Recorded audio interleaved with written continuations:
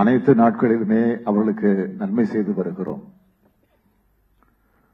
அனைவரையும் திறனாளிகளாக மாற்ற வேண்டும் என்று உறுதி எடுத்துக்கொண்டு இந்த அரசு செயல்பட்டுக் கொண்டிருக்கிறது என்பது உங்கள் அனைவருக்கும் நன்றாக தெரியும்.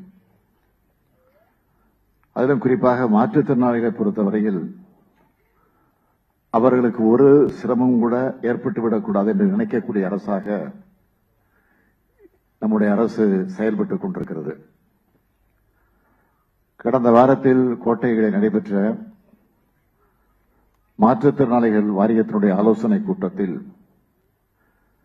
நான் பேசியதை நீங்கள் எல்லாம் அறிந்திருப்பீர்கள், மறந்திருக்க மாட்டீர்கள் என்று நான் நம்புகிறேன். ஒரே ஒரு மாற்றுத்திறனாளியும் மன வருத்தம் அடையக்கூடாது. ஒரே ஒருவருக்கு என்றாலும் நன்மை பயக்கும் என்று சொன்னால் அந்த செயலை நாம் உடனடியாக செய்தாக வேண்டும். இத்தகைய கருணை உள்ளத்தோடு இவர்களது நலம் காக்கப்பட வேண்டும். அதற்கு நாம் துணையாக நிற்போம் என்று நான் குறிப்பிட்டேன்.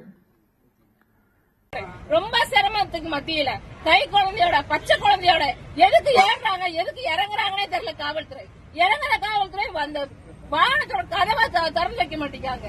ஏதோ தீவிரவாதிகளை பிடிச்சு வச்சிருக்க மாதிரி கையில்லாத கால் இல்லாத வாய் பேச முடியாத மாற்றுத்திறனாளிகளை உள்ள பிடிச்சு வச்சுக்கிட்டு நம்ம என்னமா ஓடி போற மாதிரி இந்த காவல்துறை நினைக்கிறாங்க போல. இந்த காவல்துறைக்கு இப்படி அதாவது விடிய விடிய இந்த பஸ்ல வச்சு அலக்கழிக்கணும்னு அவங்களுக்கு சொன்ன அறிவுரையாளர் யாரு? அந்த அதிகாரி யாரு?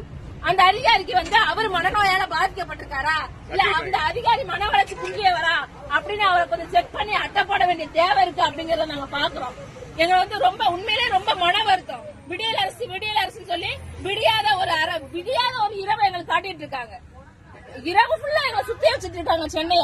சென்னையை பார்க்க வச்சுட்டு இருக்காங்க. இதெல்லாம் நாங்க சென்னையை பார்த்ததே இல்லாத மாதிரி இந்த சென்னை காவல்துறை நடந்துக்கிறது ரொம்ப ரொம்ப மோசமா நாங்க தமிழ்நாட்டுல இதை பாக்குறோம். இப்படி மாற்றுத்திறனாளிகளை அலக்கடிக்கக்கூடிய ஒரு அரசை இதுவரையே பார்த்ததில்லை.